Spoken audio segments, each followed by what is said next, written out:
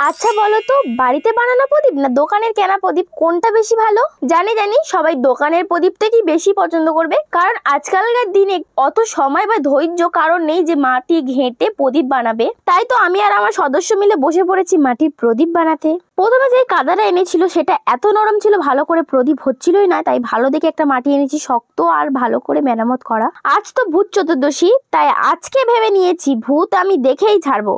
ওরে বাবা রে, অত সাহস আমার নেই, তাই তো আগে থাকতে 14টা প্রদীপ বানাচ্ছি যাতে ভূতগুলোকে তাড়াতে পারি।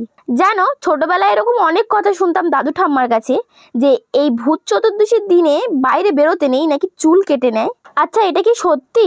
আমার জানা নেই, তোমাদের জানা থাকলে বলো তো। দেখো, মাটি দিয়ে একটা কি সুন্দর প্রদীপ করেছি। এগুলো হয়ে গেলে ভালো করে শুকনো করতে দেবো, আজকে রাতে এগুলো জ্বালানো হবে। হ্যালো বন্ধুরা, কমেন্ট করো কারা ভিডিওটা প্রদীপ বানাচ্ছে, লাইক করো, সাবস্ক্রাইব করো।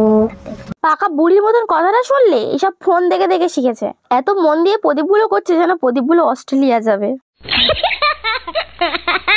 সবগুলো হয়ে গেলে একটা প্লেটের মধ্যে আমরা সাজিয়ে নিয়ে রোদ্দুরে দেবো এগুলো শুকানোর জন্য।